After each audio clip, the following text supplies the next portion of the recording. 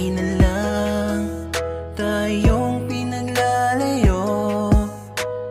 Di ba nila nadarama ang pag-ibig ko sa'yo'y totoo?